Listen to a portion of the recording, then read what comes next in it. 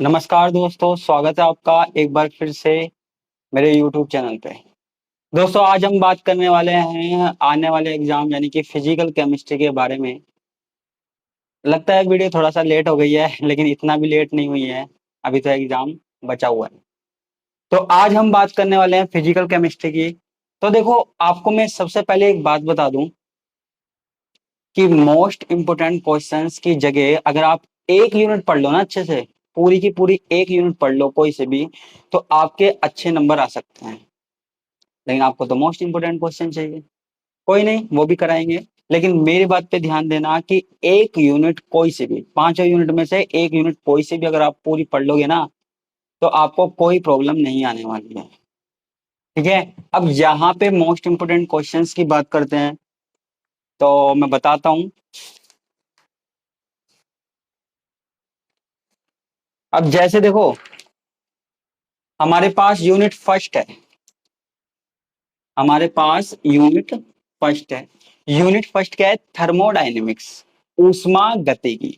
अब जिन बच्चों के पास मैथ है, मैथ से है, उन्होंने फिजिक्स में भी थर्मोडायनेमिक्स पढ़ी है, तो वो कर सकते हैं इसको। तो ज्यादा कोई दिक्कत वाली बात है नहीं जिन्होंने थर्मोडायनेमिक्स पढ़ी है।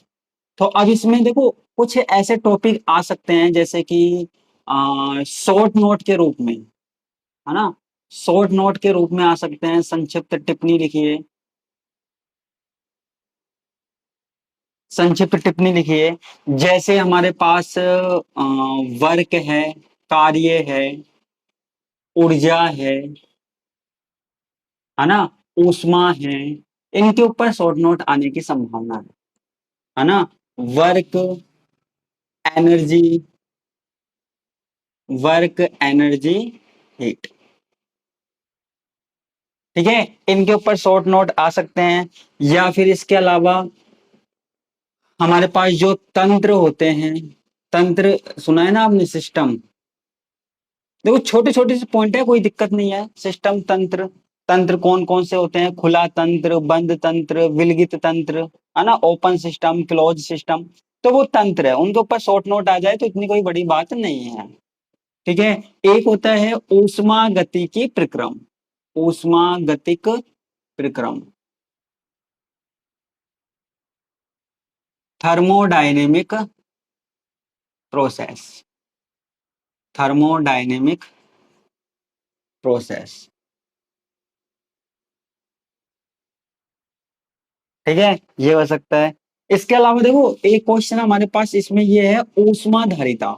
ये बहुत ज्यादा इंपॉर्टेंट है, इसके अंदर से बहुत क्वेश्चन मिल सकते हैं, रिलेशनशिप वगैरह। ऊष्मा धारिता जिसे हम बोलते हैं हीट कैपेसिटी। Heat capacity. ऐसे ही हमारे पास यहाँ पे दो तीन छोटे छोटे टॉपिक हैं, जैसे जूल का नियम है, जूल्स लॉ।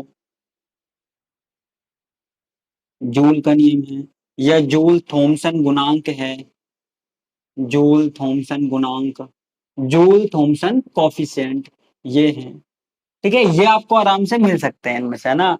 तो और एक आपके पास जो मैं बता दूं, आपके पास जो क्वेश्चन है वो मिलेगा सीपी सीवी में संबंध।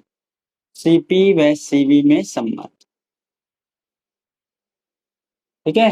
ये बहुत ज्यादा मोस्ट इंपोर्टेंट क्वेश्चन है, बार बार आता रहता है। सीपी सीवी में संबंध आता रहता है, relationship between CP and CV. तो 2 साल से तो एग्जाम हुआ ही नहीं, तो हो सकता है इस साल आए ये सीपी सीवी में संबंध। तो ऐसी कोई दिक्कत वाली बात नहीं है, सीपी सीवी में संबंध आपको पढ़ना है। ठीक है। और इसका अथवा वाला भाग अगर देखे, अथवा वाला भाग वैसे मैं बताता नहीं हूँ, लेकिन अगर आप देखे तो मेरे को ज्यादा कुछ तो दिखता नहीं है। एक तो मुझे दिखता है हैश का नियम, हैश लॉ। ठीक है। एक मुझे दिखती है किरचॉफ समीकरण, किरचॉफ समीकरण। और एक क्वेश्चन हमारे पास है उदासीनीकरण ऊष्मा। उदासीनीकरण ऊष्मा, ये, है ना। न्यूट्रलाइजेशन हीट, ये हमारे पास क्या है? Neutralisation heat. न्यूट्रलाइजेशन हीट, उदासीनीकरण ऊष्मा। तो ये आपको क्या है, एग्जाम में मिल सकता है इनमें से क्वेश्चन आराम से। तो यहाँ कोई दिक्कत वाली बात नहीं होगी अगर आप इसमें से करिए। देखो आए तो भी ये करना है और ना आए तो भी ये उतारिए आना, क्या फर्क पड़ता है। मतलब मजाक कर रहा हूँ, लेकिन इसमें से आ सकता है आराम से, कोई दिक्कत वाली नहीं है, मोस्ट क्वेश्चंस है। ठीक है, तो इनमें से आपसे पूछ सकता है। ये फर्स्ट यूनिट की बात हमने की। फर्स्ट यूनिट में पहला वाला भाग ये है, सेकंड वाला भाग ये है। देखो सेकंड वाले भाग में मैंने 3 ही टॉपिक बताए हैं, ज्यादा टॉपिक मैंने नहीं बताए। वैसे तो इसमें और भी टॉपिक है लेकिन नहीं बताए। ठीक है, तो ये बात किसकी हो गई, यूनिट फर्स्ट की बात हो गई। तो इसको हम मिटा देते हैं।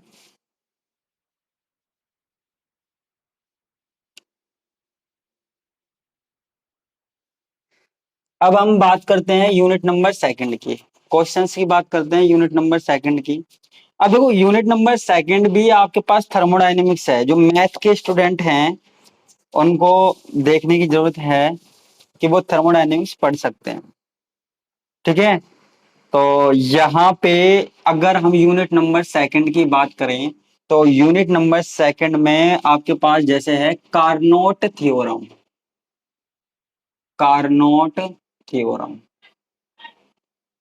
एक कार्नोट थ्योरम आप पढ़ सकते हैं। ठीक है, इसके अलावा और भी चीजें हैं यहाँ पे। इतना कुछ मैं बताऊंगा नहीं इसमें। कार्नोट थ्योरम है, कार्नोट साइकिल भी है, कार्नोट चक्र, कार्नोट प्रमेय, कार्नोट चक्र, ये आपके हैं। ठीक है, एक आपके पास है क्लोसियस, क्लोसियस क्ले पाइरोन समीकरण, समीकरण मुझे एक ये क्वेश्चन दिखाए हैं। ठीक है, ये इसमें केमिकल इक्विलिब्रियम में है। तो यहाँ पे क्लोसियस, ठीक है, तो यहाँ पे क्लोसियस और क्ले पायरोन इक्वेशन, ये इक्वेशन देख लेना। और एक है ली सेतालिए का प्रिंसिपल, है ना, ये हमारे पास है ली सेतालिए का प्रिंसिपल।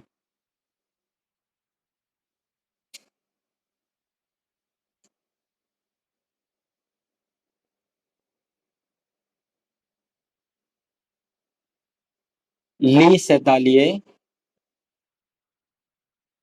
नियम, है ना, नियम प्रिंसिपल। ये मतलब सेकंड यूनिट में और भी चीजें आ सकती है, लेकिन मुझे ऐसा कुछ लगता नहीं है ना। तो और चीजें आपके सिर के ऊपर से जाएगी, तो आप ये पढ़ सकते हो। ठीक है, इसके अलावा नर्निस्ट थ्योरम अगर आप पढ़ सकते हो तो पढ़ लेना।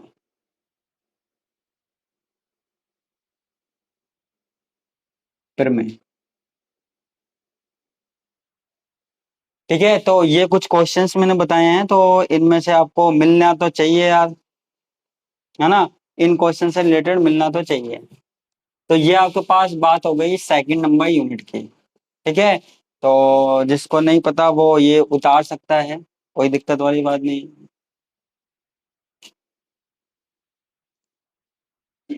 देखो खाली नहीं छोड़ के आनी है कॉपी आपको। अगर ये आते हैं तो अच्छी बात है, नहीं आते तो भी आपको यही तो उतारना है।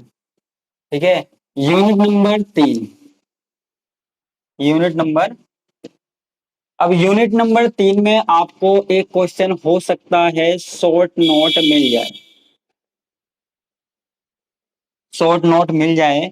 तो शॉर्ट नोट में जैसे प्रावस्था क्या होती है, घटक क्या होते हैं, स्वतंत्रता की कोटि क्या होती है ना। देखो मैं चाहूं तो एक यूनिट को समझा सकता हूं, लेकिन यहाँ पे सारी की सारी यूनिट क्या है, बड़ी बड़ी है। Phase, component, degree of freedom, इनके ऊपर शॉर्ट नोट पूछ सकता है। इसके अलावा देखो यहाँ पे कुछ तंत्र है, कुछ तंत्र है, जैसे हमारे पास है जल तंत्र, वाटर सिस्टम, CO2 तंत्र, कार्बन डाइऑक्साइड सिस्टम, या फिर उसके अलावा सल्फर तंत्र, सल्फर सिस्टम। ठीक है, ये कुछ तंत्र है, वन कंपोनेंट सिस्टम। देखो जहां तक मेरा अंदाजा है इन तीनों तंत्र में से एक पूछा जाएगा। ठीक है। वैसे तो इस यूनिट में से तंत्र आएंगे, सिस्टम आएंगे, ठीक है, सिस्टम बहुत सारे हैं इसमें, है ना, कोई लिमिट नहीं है। लेकिन जहां तक उम्मीद है इन तीनों में से एक सिस्टम पूछा जा सकता है। वाटर, CO2, सल्फर, है ना, हो सकता है सल्फर या वाटर में से पूछ लिया जाए। ठीक है, तो ये तीनों एक जैसे हैं, है ना, इनमें कोई दिक्कत नहीं है। और नहीं तो दो तंत्र और है, एक तो बिस्मिथ कैडमियम तंत्र है, ठीक है, एक PbAg तंत्र है।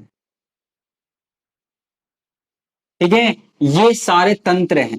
ठीक है, तो वैसे तो ये भी सिंपल सिंपल से हैं, लेकिन ज्यादा मोस्ट है ये तीनों हैं। इनको ज्यादा अच्छे से पढ़ लेना आप। ठीक है, इसके अलावा अगर इसके अथवा वाले भाग की बात करें, अथवा वाले भाग की बात करें, तो वहां पे आपको मिल सकता है राउल्ट का नियम। राउल्ट का नियम, देखो फिजिकल केमिस्ट्री का जो सिलेबस है बहुत बड़ा है, बहुत लेंथी है, क्वेश्चंस कहीं से भी आ सकते हैं, इसलिए एक यूनिट तो कंफर्म पढ़ के जानी है आपको।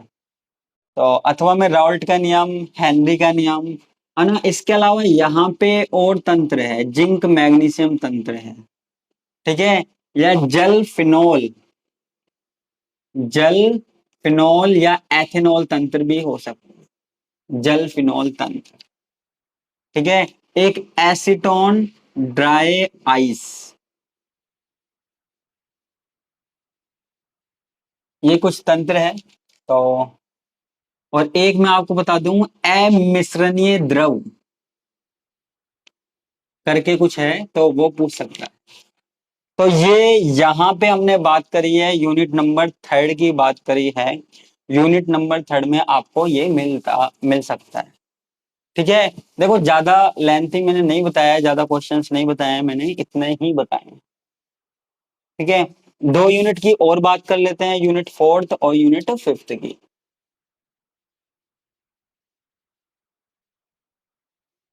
ठीक है, यूनिट फोर्थ की बात कर लेते हैं। यूनिट फोर्थ जो है हमारे पास है इलेक्ट्रोकेमिस्ट्री। देखो यूनिट थर्ड की जो मैं बात करी थी हमने, यूनिट थर्ड में मैं बता दूं और भी तंत्र है, तो कोई सा भी तंत्र पूछ सकता है, ऐसा नहीं है कि जो तंत्र मैंने बताए हैं वही आएंगे। इसके अलावा भी और कई सारे तंत्र हैं जो एग्जाम में आ सकते हैं। ठीक है, इसके अलावा इलेक्ट्रोकेमिस्ट्री है। तो इलेक्ट्रोकेमिस्ट्री में मैं आपको बता दूं, एक तो आपको फोर्थ यूनिट में पढ़ना है कोल राउस का नियम, कोल राउस रूल, कोल राउस का नियम पढ़ना। ठीक है, एक आपको पढ़ना है डिबाए, डिबाए हकल ऑनसेगर समीकरण, ये आपको पढ़ना है ना। एक आपको छोटे छोटे शॉर्ट नोट के रूप में पढ़ना है, जैसे ट्रांसपोर्ट नंबर, ट्रांसपोर्ट नंबर, इसका हिंदी में मतलब देख लेना। ठीक है, एक आपको दो मेथड पढ़ने हैं, एक तो हिटार्फ, हिटार्फ मेथड, है ना, या हिटार्फ विधि। ठीक है, इसके अलावा एक है, इंग्लिश में नाम याद आ रहा है मेरे को, moving boundary method, moving boundary method. ठीक है, ये आपको पढ़ना है। ठीक है, और इसके अलावा मतलब इसमें ऐसा कुछ है नहीं क्वेश्चंस। और एक अगर आप पढ़ना चाहो तो आरएनएस सिद्धांत पढ़ सकते हो, है ना। तो इसमें आपको ये जो चार चीजें लिखी है इसमें से आपको मिल जाएगा। और एक आपको चालकता मितीय, चालकता मितीय अनुमापन, अनुमापन,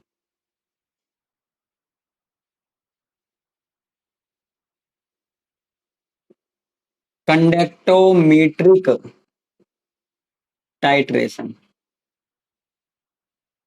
तो इन टॉपिक में से आपको डेफिनेटली क्वेश्चंस मिल जाएंगे यूनिट फोर्थ में से, है ना, आप इनको पढ़ सकते हैं। ठीक है, ये आपके पास हो गई यूनिट फोर्थ की बात हो गई। इसके अलावा यहाँ पे यूनिट जो फिफ्थ है, यूनिट फिफ्थ है, वहां पे शॉर्ट नोट ज्यादा आ सकते हैं, जैसे ईएमएफ, है ना, ईएमएफ ऑफ सेल आ सकता है। इसके अलावा यहाँ पे अ, एक है potential metric method, potential metric, है ना, विभव मितीय। मतलब देखो ये टॉपिक मैं ऐसे बता रहा हूं यहाँ पे। एक है इलेक्ट्रोकेमिकल सीरीज, वैद्युत रासायनिक श्रेणी, वैद्युत रासायनिक श्रेणी,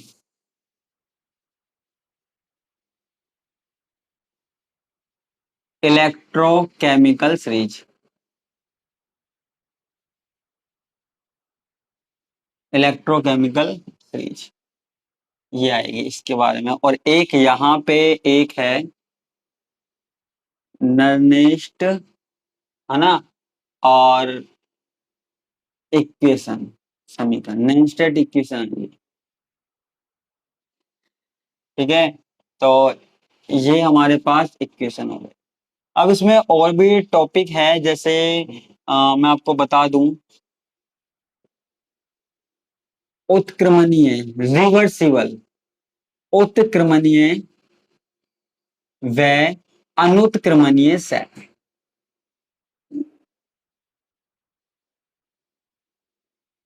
रिवर्सिबल और इरिवर्सिबल सेट, ठीक है। और दो तीन चीजें और बता देता हूं। एक तो पोलराइजेशन, मतलब ये ज्यादा बड़े टॉपिक नहीं है, छोटे छोटे टॉपिक है। पोलराइजेशन, ठीक है, पोलराइजेशन आप पढ़ लेना। इसके अलावा इसमें मैं आपको बता देता हूँ over potential,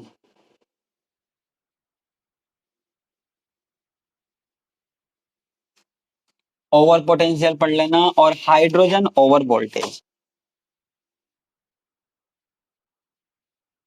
hydrogen over voltage. देखो मेरी उम्मीद है कि ये जो तीन टॉपिक है ना, एक दो तीन, इनमें से एक टॉपिक आपको मिलेगा, एक दो तीन, है ना, और इन दोनों में से भी एक टॉपिक मिलेगा। तो ये तीन टॉपिक में से आपको आराम से मिल सकते हैं। ये हमारे पास क्या हो गया, मोस्ट क्वेश्चंस की बात हो गई, जो आपने लगा के रखा था कि मोस्ट क्वेश्चन बताओ सर, मोस्ट क्वेश्चन बताओ। तो ये आपके बीएससी सेकेंड ईयर में मोस्ट क्वेश्चंस हो गए, ठीक है।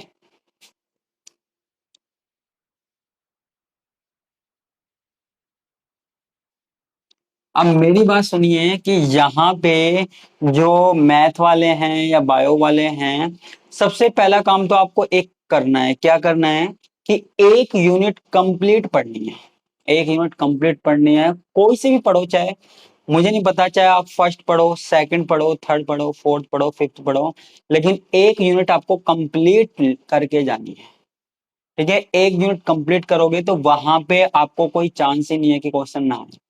एक यूनिट में से आपको दो क्वेश्चन मिलेंगे, और वो दोनों के दोनों क्वेश्चन आप कर सकते हो आराम से, कोई दिक्कत नहीं है, कर सकते हो ना।